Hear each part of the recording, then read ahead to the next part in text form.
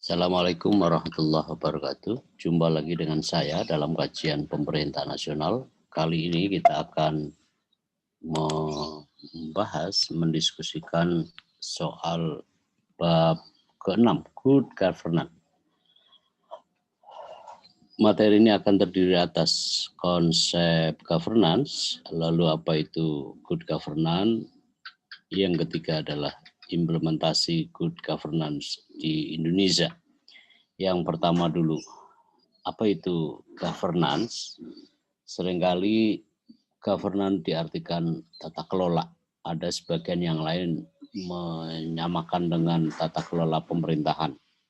Jika saya sebut tata kelola dan tata kelola pemerintahan yang sering dipertukarkan, maka itu adalah sama maksudnya. Jadi konsep tata kelola ini sebenarnya bukanlah hal yang baru, karena dalam sifat tata kelola itu terkandung konsep yang setua peradaban manusia.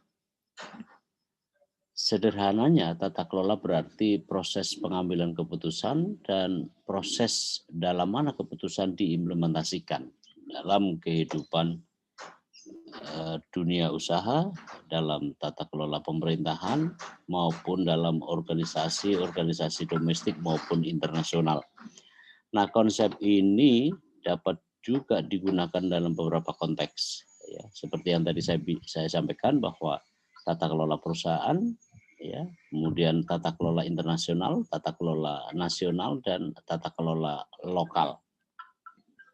Tata kelola adalah proses pengambilan keputusan, pelaksanaan keputusan, dan pertanggungjawaban terhadap pengambilan keputusan. Nah, konsep good governance kali pertama diintroduksi oleh Bank Dunia sejak 1992.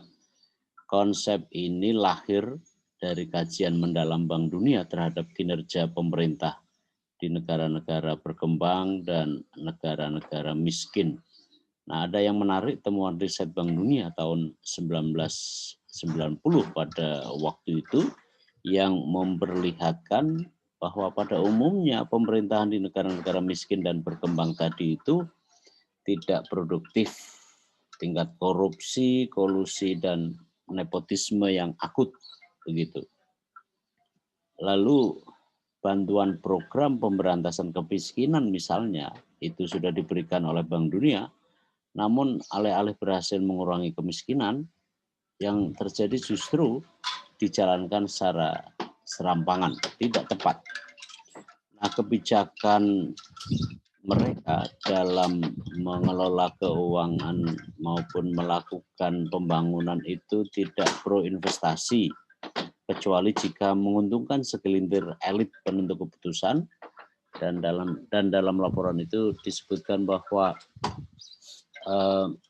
investasi itu sudahlah pengurusan perizinan terhadap investasi itu demikian panjang, terlalu lama, berbelit-belit gitu ya, dan ini yang mengkhawatirkan birokrasi di negara-negara miskin dan berkembang tadi itu baru akan direspon dengan secepat-cepatnya ketika itu menguntungkan segelintir elit penentu keputusan dalam investasi tadi itu. Ini memang agak memprihatinkan ya, kondisi negara miskin dan berkembang yang tingkat kemiskinannya besar, jumlah masyarakat yang miskin itu besar, tetapi ketika kemudian ketika ada investasi yang masuk, mereka baru indahkan ketika proses perizinannya, hal-hal yang menguntungkan segelintir elit penentu keputusan, nah itu baru diurus, begitu. Elit birokrasi dan penguasa setempat memonopoli dalam merumuskan, memutuskan, dan melaksanakan pengambilan keputusan lingkup pembangunan. Anda tahu bahwa yang namanya Bank Dunia itu seringkali memberi bantuan, tidak saja dalam bentuk uang, tapi juga dalam bentuk bantuan program, juga bantuan teknis. Ada kadang-kadang skema bantuan ahli, asistensi ahli, dan seterusnya. Nah, mereka sering membagi bantuan, tapi tentu bantuan ini kan juga tidak bisa disebut bantuan sama sekali karena sebagian diantaranya dianggap sebagai hutang untuk negara-negara miskin dan berkembang tadi itu. Nah, tapi apapun bahwa temuan riset Bank Dunia ini menunjukkan hal yang sangat memprihatinkan terhadap kinerja pemerintahan atau birokrasi pemerintahan di negara-negara miskin maupun berkembang yang dimaksud tadi itu. Nah, karena itulah kemudian ya demi menindaklanjuti temuan riset Bank Dunia ini, Bank Dunia sendiri kemudian mencari cara supaya gitu ya persoalan-persoalan di negara miskin dan berkembang tadi itu terselesaikan atau paling kurang terkurangi. Lalu Bank Dunia mengintroduksi konsep good governance sebagai bagian dari program manajemen sektor publik yang kemudian diterapkan, dan program ini ya dicantolkan sebagai prasyarat bantuan kepada negara miskin dan berkembang tadi. Tentu jika negara-negara itu ingin memperbaiki kinerja melalui good governance, melalui konsep program manajemen sektor publik ini diikat, dan ikatan itu disatukan dengan satu paket dengan penerapan good governance. Nah, Bank Dunia merumuskan konsep governance itu sebagai cara bagaimana suatu kekuasaan digunakan untuk mengelola sumber daya ekonomi dan sosial demi pembangunan masyarakat di negara-negara miskin dan negara-negara berkembang tadi itu. Ya, cara bagaimana suatu kekuasaan digunakan. Jadi artinya bagaimana memanfaatkan kekuasaan tadi itu. Untuk apa? Untuk mengelola. Mengelola itu mengeksplorasi, ya, mengeksploitasi sumber daya alam, lalu yang bernilai dengan ekonomi, sumber daya ekonomi maupun potensi-potensi sosial lainnya demi pembangunan masyarakat setempat. Ya, setempat yang dimaksud adalah negara miskin dan negara berkembang tadi itu. Nah, governance itu merupakan pelaksanaan terhadap kewenangan politik, ekonomi, dan administratif untuk mengelola seluruh urusan dan seluruh tingkat dalam pemerintahan nasional. Tepat sekali materi ini diangkat supaya kita dalam mengkaji, mengupas masalah pemerintahan nasional kita juga mengkaitkannya dan tentu untuk memberi manfaat yang sebesar-besarnya buat para peserta kuliah supaya memahami dengan sebaik-baiknya. Nah, pada dekade tahun 1980-an, Khasanah Ekonomika sebenarnya juga telah mengintroduksi konsep good corporate governance gitu.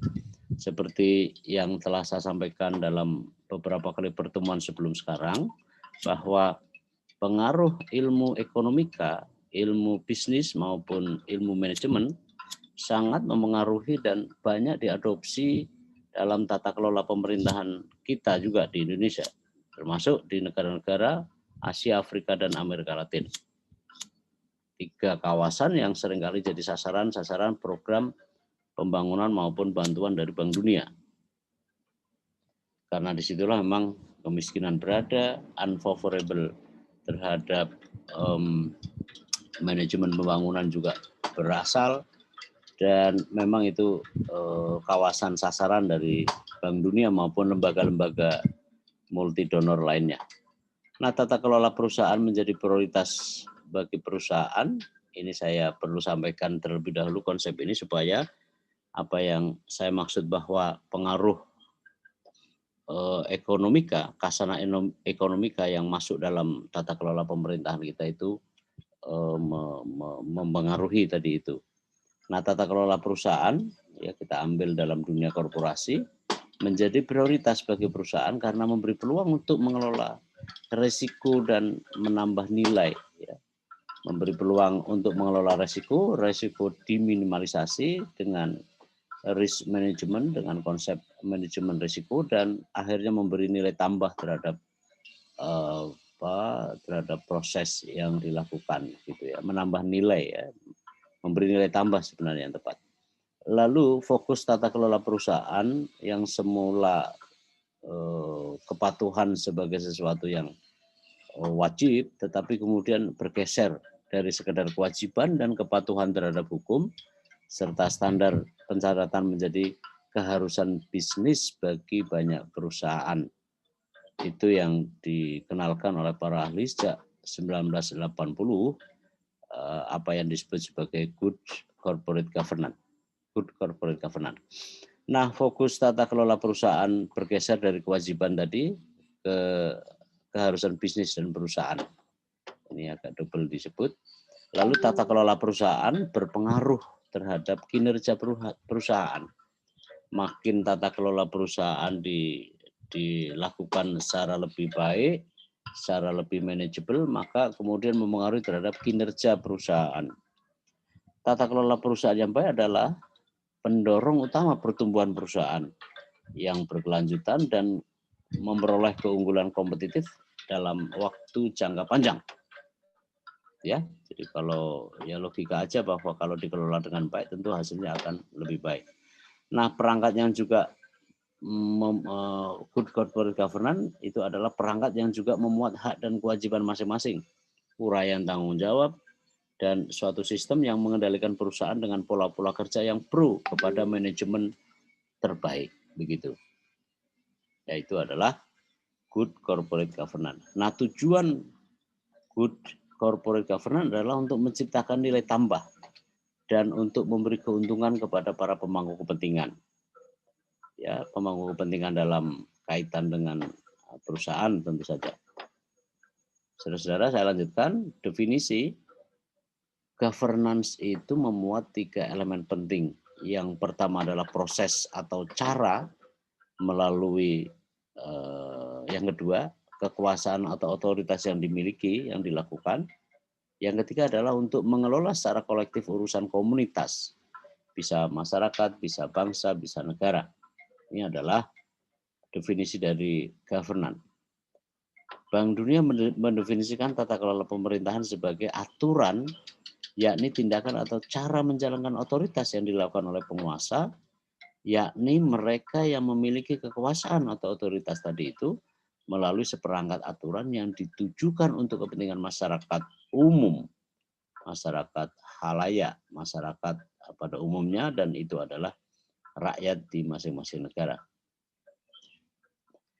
Nah, saudara-saudara, kita masuk ke apa itu good governance. Seringkali good governance dilawankan dengan bad governance. Konsep good governance ini ya berkebalikan atau antonim dengan pemerintahan buruk. Ialah pemerintahan yang dikelola secara buruk dan dianggap sebagai akar penyebab dari semua kejahatan dalam masyarakat kita, dalam kaitan dengan kinerja birokrasi maupun para birokrat maupun para elit birokrasi yang seringkali menjadi penentu dalam segala hal mengenai kinerja pemerintahan. Ini adalah bad governance. Indikator tata pemerintahan buruk itu ditandai korupsi, penyimpangan, kebijakan tidak adil, ya, karena tidak adanya partisipasi masyarakat dan seterusnya. Ini adalah pemerintahan dengan sifat buruk, gitu ya, corrupt governance. Gitu ya. Nah, semasa masih berlaku pemerintah tata kelola buruk, masyarakat luas, sektor usaha, dan negara-negara di luar negara-negara miskin dan berkembang tadi, karena dikelola secara buruk tadi, ya, enggan untuk berurusan dengan dan bekerja sama dengan kalangan pemerintahan di negara-negara tadi itu. Jika tidak terpaksa sebenarnya mereka nggak mau, cuma karena kadang-kadang mempertimbangkan banyak aspek, termasuk di dalamnya karena dorongan dari Bank Dunia, maka mereka terpaksa melakukan kerjasama dengan para pelaku pemerintahan di negara-negara miskin dan negara-negara berkembang, ya, kadang-kadang dengan keterpaksaan. Dalam arti yang lebih jauh, pemerintahan buruk merefleksikan tentu saja buruknya cara kerja negara, buruknya pemerintahan negara yang tidak produktif, inefisien, dan inefektif. Serta tentu saja koruptif, cermin dari buruknya tabiat kebanyakan elit politik pemerintahan di negara miskin dan negara-negara berkembang. Itu adalah bad governance. Saudara, analisis tata kelola itu biasanya berfokus pada aktor formal dan informal yang terlibat dalam pengambilan keputusan dan bagaimana implementasi keputusan yang dijalankan. Analisis tata kelola itu biasanya begitu, berfokus pada aktor formal.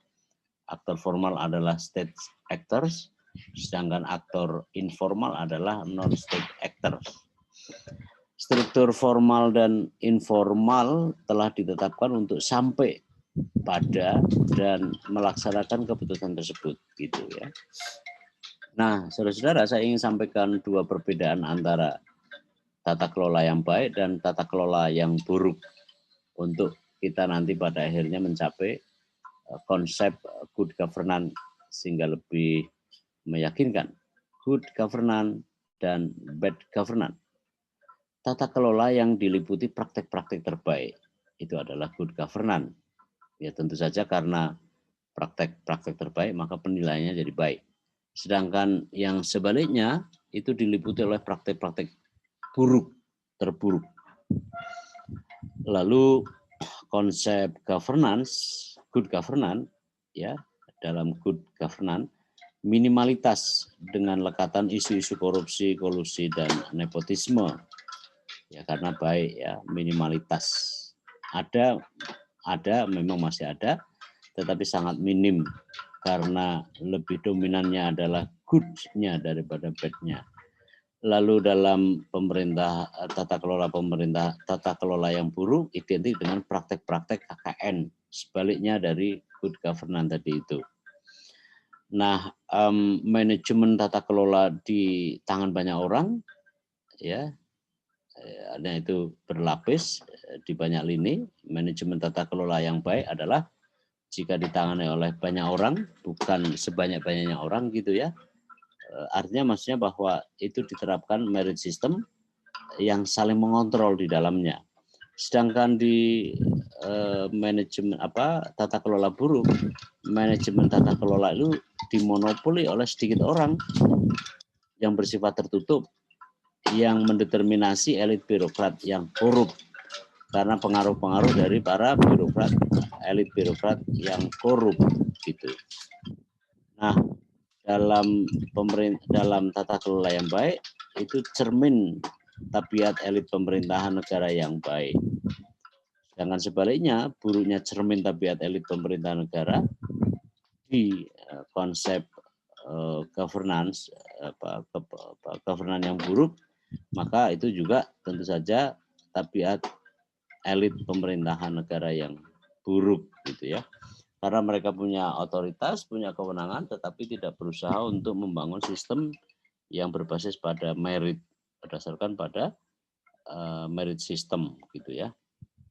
Nah, saudara-saudara, pokok dari good governance itu sesungguhnya memuat prinsip bahwa pengelolaan pemerintahan tidak dimonopoli di tangan satu pihak, melainkan para pihak yang terlibat langsung maupun tidak langsung di dalam perumusan, pelaksanaan, dan pertanggungjawaban kebijakan yang telah dilakukannya. Itu pokok dari prinsip good governance. Jadi yang terlibat langsung dan tidak langsung dalam perumusan, pelaksanaan, pertanggungjawaban. Pengelolaan pemerintahan merupakan kerjasama konstruktif di antara berbagai pihak dan berbagai sektor di dalam pemerintahan melalui pemanfaatan sarana dan prasarana yang akan saya sampaikan di bawah ini. Tetapi yang patut dicatat bahwa konsep good governance yang berlawanan dengan bad governance ya itu itu jika good governance itu dikelola secara transparan, akuntabel gitu. Tetapi pemerintahan yang buruk, ya tata kelola yang buruk, ya itu tidak seperti itu. Ya, kalau tadi istilahnya dimonopoli oleh segelintir elit, maka pengelolaan pemerintahan yang baik itu merupakan ekspresi kerjasama konstruktif di antara berbagai pihak dan berbagai sektor pemerintahan melalui pemanfaatan sarana dan prasarana sebagai berikut. 1. Sumber daya secara efisien. Yang kedua, kekuasaan yang bertanggung jawab. Yang ketiga, penyediaan layanan yang efektif dan berkelanjutan. Itu adalah konsep good governance. Pokok dari good governance adalah 3 hal ini: sumber daya memanfaatkan sumber daya secara efisien, mempertimbangkan nasib anak cucu itu ya. Kedua, kekuasaan yang bertanggung jawab, kekuasaan yang amanah, lalu penyediaan layanan yang efektif dan berkelanjutan, simultan begitu. Nah, keterlibatan para pihak dan berbagai sektor dimaksud ya itu tidak sebatas pada saat pelaksanaannya saja, tetapi jauh-jauh hari pada saat perencanaan maupun perumusan kebijakan, pelaksanaan kebijakan, dan pertanggungjawaban kebijakan secara inklusif. Inklusif artinya melibatkan sebanyak mungkin orang. Transparan adalah bisa diikuti ya kemana arah dari satu masalah satu pelayanan misalnya yang sedang ditangani oleh jajaran birokrasi. Dan akuntabel berarti sesuai dengan ketentuan atau amanah. Nah, itu yang dipikirkan oleh Bank Dunia. Nah, para pihak dimaksud adalah para pemangku kepentingan. Para pemangku kepentingan, baik pemangku kepentingan primer maupun sekunder. Baik para aktor politik negara, state actors maupun non-state actors. Jadi itulah keterlibatan dari mereka. Nah, sedemikian rupa gitu ya. Jadi sedemikian rupa dalam konteks peranan dari para pihak tadi maupun pemangku kepentingan sedemikian rupa sehingga terbebas dari kemungkinan atau berakibat proses dan hasil-hasil pelaksanaan kebijakan buruk dalam pemerintahan. Itu kira-kira dari yang bisa dilakukan. Nah, saudara-saudara, saya lanjutkan. Prinsip dari good governance itu ada beberapa, ada 8 atau 9. Pertama adalah rule of law, bahwa konsep good governance itu memuat secara kerangka hukum yang adil, ya, yang ditegakkan ya secara imparsial oleh badan yang bertugas menyusun regulasi, dan itu sifatnya imparsial. Imparsial itu lebih dari sekedar netral. Kalau netral itu bisa ditunjukkan secara kasat mata. Ya, ketika kita ketemu dengan seorang sosok, ya kan. Lalu jika jika berkenaan dengan dunia usaha misalnya, maka para pemangku aturan itu berdasarkan pada aturan tata kerja di instansi atau korporasi setempat yang seluruhnya itu yang seluruhnya itu untuk memproteksi secara penuh terhadap stakeholders, terhadap para pemangku kepentingan. Itu yang pertama. Yang kedua, transparansi, bahwa informasi bahwa bentuk-bentuk informasi yang selain mudah diperoleh juga adalah atau bagian dari gitu ya keterbukaan itu bisa diikuti oleh sebanyak mungkin orang, di samping juga transparansi yang bisa ditunjukkan melalui pemberitaan maupun penyiaran media massa, dan secara secara hati itu bersifat accessible untuk kemudian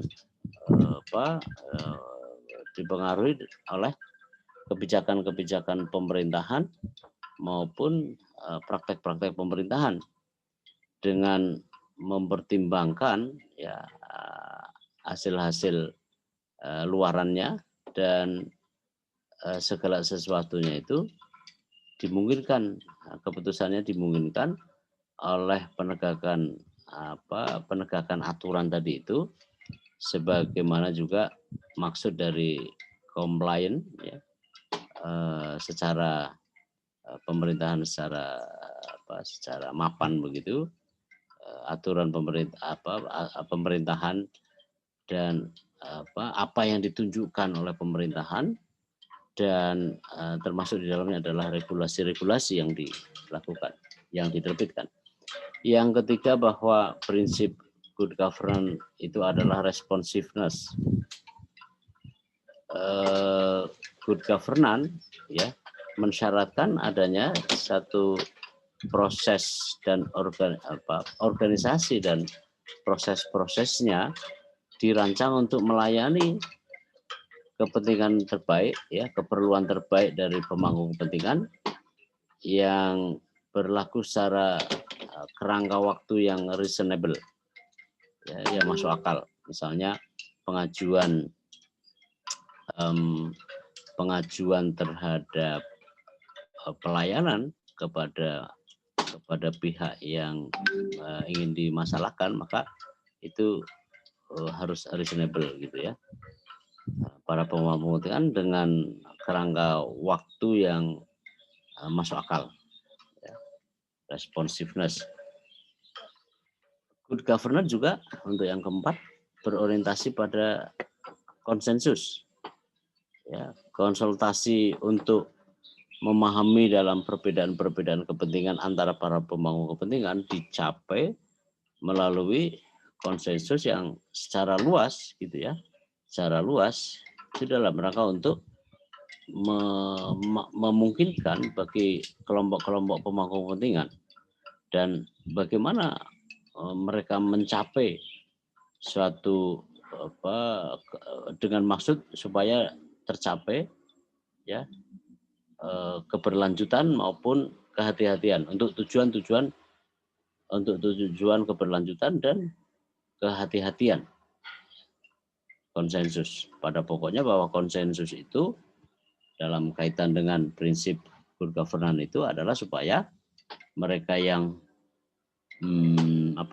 mereka yang sedang punya hajat dengan pemerintahan itu ya itu juga mempertimbangkan aspek-aspek lain, sedangkan mereka yang menjadi penyedia dari layanan itu juga menerapkan ya dicapai melalui satu tujuan-tujuan keberlanjutan dan tujuan-tujuan kehati-hatian supaya aman, transparan. Yang kelima, equity and inclusiveness. Jadi organisasi pemerintahan misalnya menyediakan kesempatan bagi para pemangku kepentingan untuk juga terlibat dalam rangka dalam rangka memelihara, dalam rangka supaya tetap lestari maupun gitu ya mendorong adanya gitu penyediaan ya hal-hal yang menjadi impact, menjadi umpan balik dengan alasan-alasan untuk keberadaan masyarakat maupun nilai-nilai kepada society, kepada masyarakat.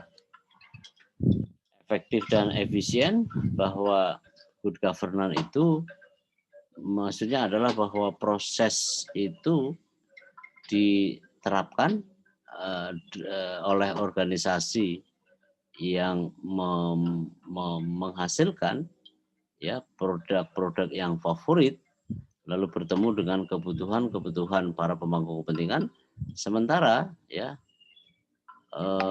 penciptaan terhadap pemanfaatan terhadap sumber-sumber itu kemudian bisa dilakukan secara optimal ya, the best ya, produk yang terbaik gitu ya, yang bisa dilakukan oleh seluruh orang, human, teknologi, finansial, alam dan lingkungannya, ketika kemudian seluruhnya itu dianggap tidak tepat, begitu.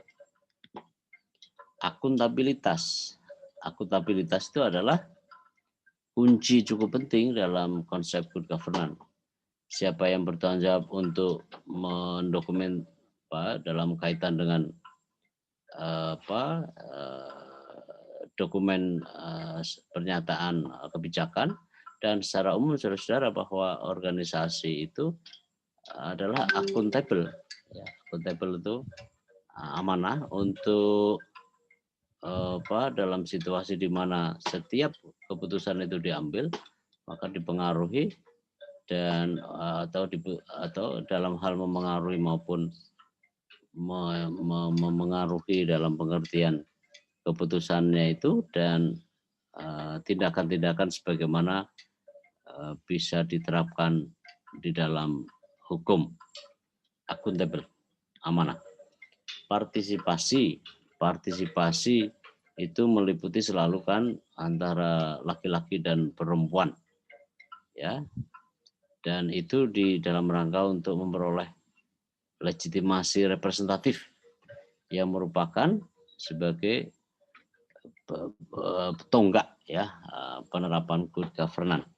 Partisipasi itu dinyatakan sebagai yang diinformasikan maupun yang diorganisasi, termasuk kebebasan berekspresi dan melihat bahwa organisasi itu memiliki kepentingan terbaik dan society masyarakat pada umumnya. Itu adalah 8 poin mengenai good governance, prinsip good governance. Nah, saudara-saudara, tata kelola yang baik itu merespon terhadap kebutuhan organisasi saat ini dan masa depan yang menerapkan prudent dan penetapan kebijakan dan pengambil keputusan. Bahwa kepentingan terbaik merupakan pertimbangan utama dari para pemangku kepentingan dalam tata kelola yang baik. Nah, good governance juga lazim melibatkan orang-orang yang berkemauan baik, yang membawa gagasan, pengalaman, preferensi, kekuatan, juga sekaligus juga adanya kelemahan, kekurangan sesamanya dalam meja pembuatan kebijakan. Ya. Nah, saudara, good governance di atas itu dicapai melalui wacana yang sekarang juga masih berkembang, yang berupaya menyerap seluruh pertimbangan pihak yang terlibat dalam memastikan pemangku kepentingan dan seluruhnya terefleksikan ke dalam inisiatif-inisiatif kebijakan untuk masyarakat atau bahkan negara setempat atau daerah. Nah, pemerintah adalah satu-satunya aktor dalam pemerintahan, itu model lama. Aktor-aktor lain yang terlibat dalam good governance bervariasi pada semua tingkatan pemerintahan sesuai dengan jenjangnya. Sebagai contoh, LSM yang diundang dalam pembahasan musren, DES, ya maka dia harus mengetahui sejak awal supaya ukuran-ukuran dalam rangka penilaian maupun hal-hal yang bersifat menyebarluasan dalam rangka mengedukasi masyarakat, maka memang pemerintah dalam hal ini sesungguhnya adalah bukan satu-satunya aktor di dalam konsep ini. Nah, di daerah pedesaan misalnya para aktor terdiri atas para tuan tanah yang berpengaruh, asosiasi petani, koperasi, LSM, lembaga penelitian, pemimpin agama, lembaga keuangan, partai politik maupun militer dalam penggunaan fungsi-fungsi di luar TNI. Di daerah perkotaan jauh lebih kompleks, interkoneksi antara aktor yang terlibat dalam tata kelola seperti media, lobbyis, international donors, kemudian perusahaan-perusahaan multi etnis, multinasional lainnya. Perusahaan-perusahaan multinasional. Nah, ini gambar yang bisa dipelajari. Di atas adalah pengambilan keputusan, ya, pemerintahan di level nasional dan provinsi itu paling atas. Paling bawah sebelah kiri ada middle level government officer, jadi pejabat kelas menengah begitu. Bisa juga local education providers, sport, private sector, employees, CSO, civil society organization. Lalu di sebelah paling kanan bawah, ya itu adalah cara supaya misalnya terkait dengan instansi pemerintahan, maka dia tidak abai, tetapi justru makin peduli, meningkatkan kepedulian. Nah, saudara-saudara, ada rumus penting di soal ini, tapi tampaknya akan kita ikuti pada berikutnya, pada slide berikutnya. Nah, 4 elemen di dalam good governance. Yang pertama adalah sektor publik, ya, manajemen sektor publik. Manajemen sektor publik menekankan perlunya manajemen keuangan dan sumber daya manusia yang efektif melalui peningkatan pengangguran, akuntansi, pelaporan, dan membasmi tidak efisiennya, khususnya di perusahaan-perusahaan publik. Begitu. Kedua, akuntabilitas. Dalam layanan publik termasuk akuntansi, audit, dan desentralisasi yang efektif, dan umumnya membuat pejabat publik bertanggung jawab atas apa tindakan mereka dan dalam rangka ya pertemuan begitu ya. Legal framework, kerangka hukum yang dapat diprediksi dengan aturan yang diketahui sebelumnya, maka peradilan dan mekanisme penegakan hukum yang handal dan independensi. Availability of information and transparency, ketersediaan informasi dan transparan untuk meningkatkan hasil kebijakan, mempromosikan debat publik, dan mengurangi korupsi jika tidak bisa dikatakan berhasil di lingkungannya. Ini dia perbandingan antara government dan governance. Aspeknya ada 6 yang saya tulis di situ. Yang pertama pengertiannya, yang kedua sifat hubungan, yang ketiga aktor yang terlibat, kemudian ada peranan aktor, bikin efek yang terlalu lama, misalnya di satu antrean di negara Rusia karena dalam masa COVID, maka efek yang diharapkan dari seluruh proses semula adalah kepatuhan warga negara. Tapi di konsep governance itu partisipasi warga negara. Nah, hasil akhir yang diharapkan untuk government itu adalah pencapaian tujuan negara melalui kepatuhan warga negara.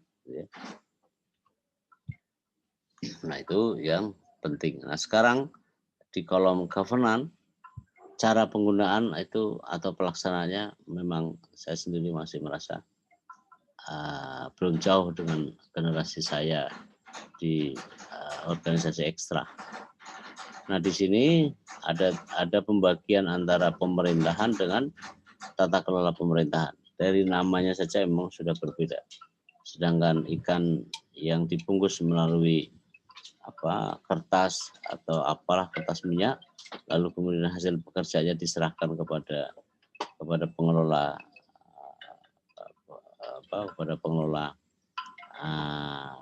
magister ilmu politik, maka itu sesungguhnya tidak mengapa. Nah, peranan aktor pada masa government, sektor pemerintah itu dominan. Nah, sedangkan di governance seluruh pemegang itu memiliki fungsi-fungsi yang seluruh fungsi itu tadi diabdikan untuk kepentingan masyarakat banyak, ya, dan seterusnya. Nah, para pemangku kepentingan dalam good governance itu apa saja? Yang pertama adalah pemerintah, tentu saja. Pemerintah memberikan konsepsi bagaimana pemerintahan pada dasarnya adalah kegiatan-kegiatan kenegaraan. Tapi jauh dari soal itu adalah melibatkan sektor swasta dan kelembagaan masyarakat madani. Kedua adalah sektor swasta. Pelaku sektor swasta mencakup perusahaan swasta yang aktif di dalam pasar bebas dan pada akhirnya dia kembali ke masyarakatnya, ya, penggagas dari teori-teori ini sebagian gitu ya. Tetapi pada pokoknya adalah bahwa sektor swasta adalah pemangku kepentingan disetarakan dengan pemerintah. Nah, masyarakat madani berada di antara tengah-tengah tadi itu. Tidak pemerintah, tidak juga sosok tidak juga bisa lepas dari sosok Hos Sokraminoto. Itu adalah bapaknya para pejuang kita. Hingga sekarang juga masih terasakan begitu. Nah, good governance sebagaimana gambaran saya di atas, ya, ada maka yang disebut perubahan dalam distribusi kewenangan, asosiasi, dan berbagai kelembagaan yang ada di masyarakat. Ya. Baik, nah implementasi good governance di Indonesia. Beberapa tonggak yang cukup penting untuk kita bisa mengetahui sejarah reformasi birokrasi kita. Pertama, gerakan reformasi di antara visi yang berbeda, tapi dalam batas tertentu kontak hal semacam itu tidak diperbolehkan. Tapi saya tidak tahu apakah para terpidana juga diperlakukan seperti itu. Nah, saudara-saudara, implementasi good governance itu memuat asas penyelenggaraan negara yang sejalan dengan prinsip good governance. Asas kepastian hukum, asas tertib hukum, asas kepentingan umum, asas keterbukaan, asas proporsionalitas, asas profesionalitas, dan asas akuntabilitas. Itu prinsip good governance sejalan dengan asas-asas penyelenggaraan negara. Nah, keduanya adalah 1 dan 2 dijadikan dasar hukum pembentukan KPKPN. Ya, Komisi Pemeriksa dan Kekayaan Harta Penyelenggara Negara. Maka harus dilaporkan karena berkaitan juga dengan pajak. Nah, kemudian pemerintahan Megawati mengintroduksi Undang Perpres nomor 3 tahun 2009 tentang Kabinet Nasional, dan pengembangannya itu kemudian juga bisa mengalami declining. Kemajuan teknologi informasi dan komunikasi yang pesat serta potensi pemanfaatan dalam luasnya, maka membuka peluang bagi pengusaha untuk mengelola dan mendayagunakan informasi dalam volume yang besar secara cepat dan akurat. Karena kalau lihat orang mencoblos datang ke TPS lalu nanti apa yang dibacakannya tidak sesuai dengan apa yang ditulisnya, itu masalah. Untuk menyelenggarakan pemerintahan yang baik dan meningkatkan layanan publik yang efektif, ya, maka kemudian ini dihadirkan. Dalam pelaksanaannya diperlukan persamaan,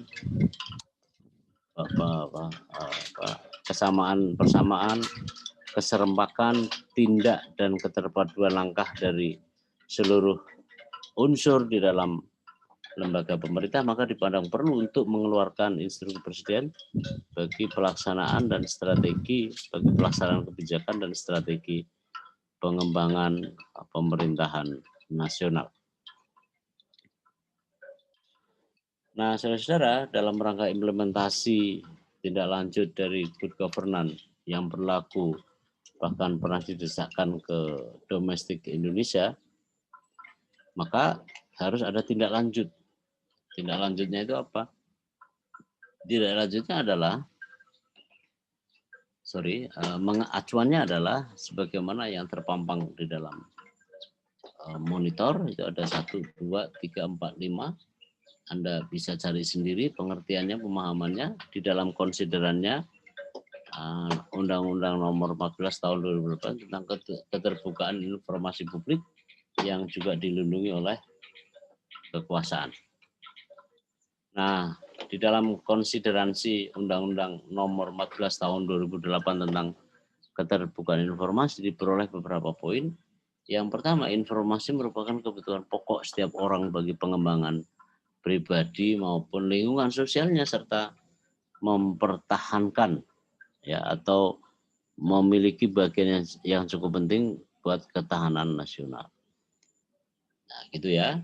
Hak memperoleh informasi merupakan hak asasi manusia, karena juga di dalam Undang-Undang Dasar itu sudah dicantumkan. Lalu keterbukaan informasi publik sebagai sarana dalam mengoptimalkan pengawasan publik terhadap penyelenggara negara dan badan publik lainnya dan sesuatu yang terlibat pada kelompok kepentingan atau kepentingan publik.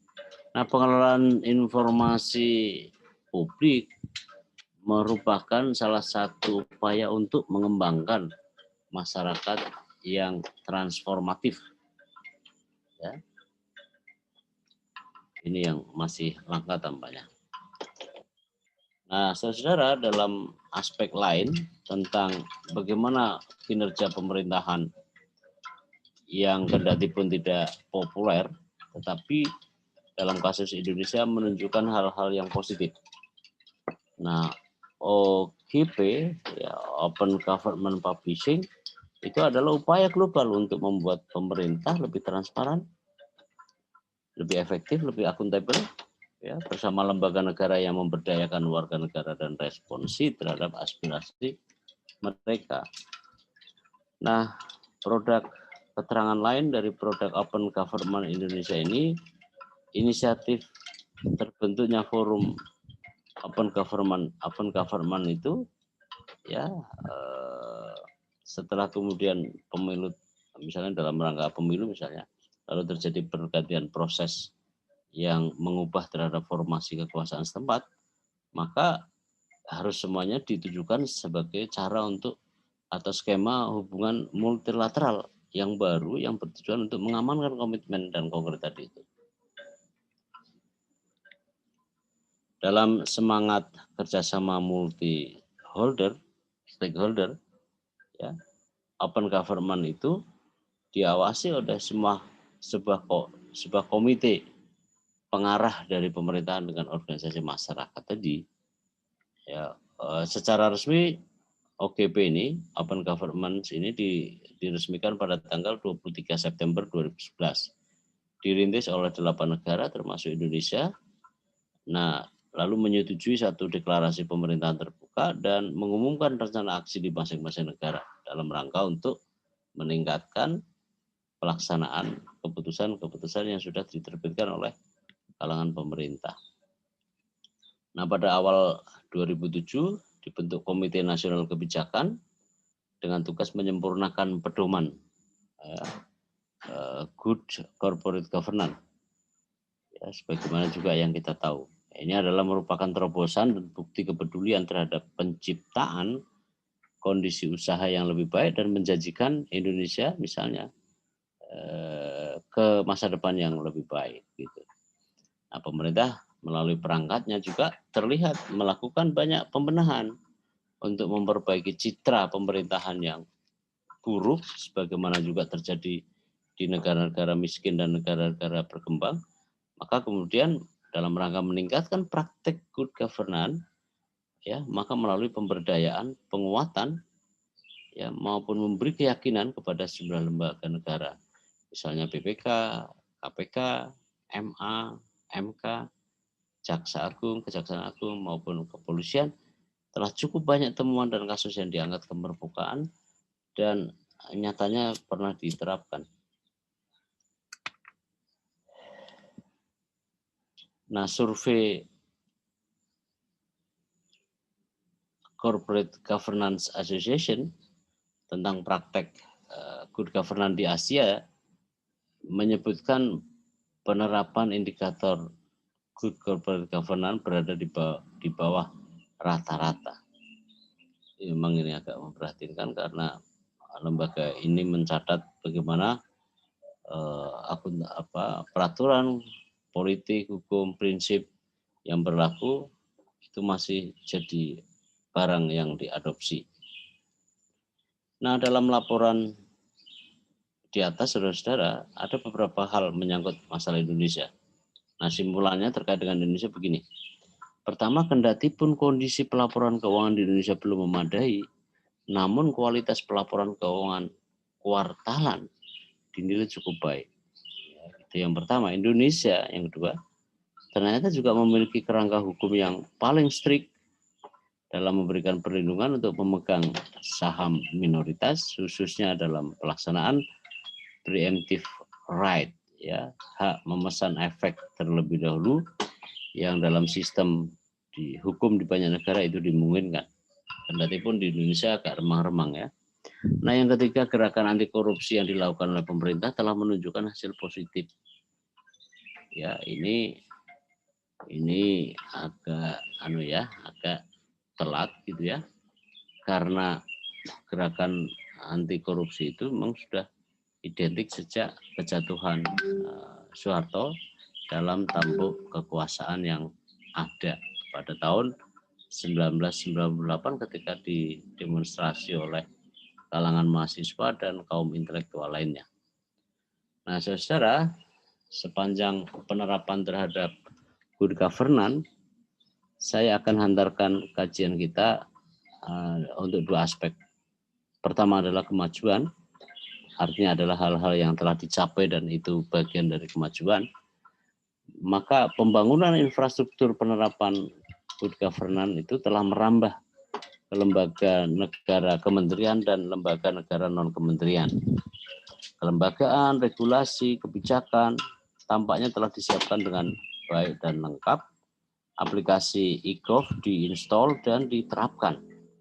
Nah, sedangkan para pengguna layanan digunakan untuk mengajukan layanan dari ketersediaan sarana dan prasarana yang telah ada. Kelemahan, selain kelebihan juga ada kelemahan. Kita harus tradisikan ketika mengkaji, mengevaluasi sesuatu harus ada positif dan ada negatifnya. Harus dilihat supaya kita dalam memahami terhadap seluruh proses bisa kita lakukan. Nah, infrastruktur yang digunakan belum sepenuhnya dijalankan secara terintegrasi. Dalam banyak kasus, hampir seluruh hal mengenai pemanfaatan teknologi informasi dan komunikasi biasa kalangan tua tidak mahir, sedangkan antar departemen, antar bagian, antara multi holder maupun stakeholders, kemudian antara bagian satu dengan bagian lain belum terintegrasi. Satu. Yang kedua, pelembagaan belum sepenuhnya mendukung kinerja. Gitu ya. Pelembagaan sepenuhnya. Masih ada masih banyak sisi yang perlu diatur tetapi belum dilakukan. Sambil jalan. Kapasitas sumber daya belum merata dan belum produktif sebagaimana juga harapan. Terutama dalam penguasaan, pemanfaatan teknologi informasi dan komunikasi yang berbasis pada internet. Lalu pelaksanaan teknologi informasi dan komunikasi sebagai implementator belum didukung oleh kapasitas jaringan yang memadai. Maklum ya, karena ini adalah hal yang baru yang tentu memerlukan bahwa seluruh hal harus dipersiapkan dengan baik. Nah, yang akhir adalah tidak atau belum seluruh unit pemerintah 100% tuntas sebagai kelompok sasaran dalam penerapan good governance. Tapi itu sambil jalan, apalagi kemudian dengan memanfaatkan teknologi informasi itu memang belum 100%. Perlu waktu dan kondisi terus berubah menuju ke arah yang lebih baik. Nah, saudara, setelah di bagian akhir ini, evaluasi implementasi di negara berkembang, ada 3 komponen di dalam setiap negara ketika sedang membangun. Pertama, state, itu artinya mewakili kalangan pemerintahan. Private sector itu adalah dunia usaha, lalu society adalah masyarakat. Nah, di situ hubungan antara private sector dengan state itu kuat sekali. Terbukti dari state kepada private sector juga kuat, demikian juga sebaliknya, ya, antara state dengan society pada bagian yang besar itu juga kuat, demikian juga sebaliknya. Sedangkan antara private sector dengan society, nah ini dia masih banyak masalah, tidak kuat, tidak tampak. Ya, karena itulah garisnya putus-putus. Private sector juga masih ragu dengan society. Society juga demikian. Dalam pandangan society, private sector itu sekedar mencari untung. Ya benar ya bahwa private sector dunia usaha mencari untung. Tetapi yang ditanyakan adalah apakah private sector ini kemudian mampu memberi keuntungan secara luas kepada masyarakat, dan demikian juga sebaliknya. Nah, satu instrumen yang menghubungkan antara private sector dengan society dan sebaliknya adalah sebenarnya program CSR, ya, Corporate Social Responsibility, ya. Itu sebenarnya bisa menjadi penengah. Tetapi di banyak negara termasuk di Indonesia itu sedang tumbuh dan berkembang dengan baik. Tentu kalau 10 tahun atau paling kurang 5 tahun gambar ini akan sama antara private sector dengan state maupun antara state dan society. Nah, penerapan good governance di negara-negara berkembang mengeratkan fungsi kontrol society kepada state karena hubungan timbal balik dan simbiosis mutualisme. Nah, sedangkan hubungan yang produktif antara state dan private sector juga dalam formasi simbiosis mutualisme yang kuat. Hubungan antara society dan private sector belum memadai atau belum memuaskan mengingat terdapatnya jarak persepsi society kepada private sector dan persepsi private sector ke society. Ini yang belum berjalan dengan baik karena banyak masalah-masalah yang belum teratasi gitu ya. Ini masih penuh dengan kecurigaan. Tapi sekali lagi mungkin dengan ada program CSR yang makin tumbuh berkembang dengan baik secara luas akan mampu mengurangi gap ya di antara keduanya. Sebagaimana gap yang sama bisa diatasi antara state dan society maupun private sector dengan society. Berikutnya perlu saya sampaikan ya, rupanya sudah habis, saudara-saudara. Sekian dulu pertemuan kita. Kita akan lanjut pada pertemuan terakhir berikutnya.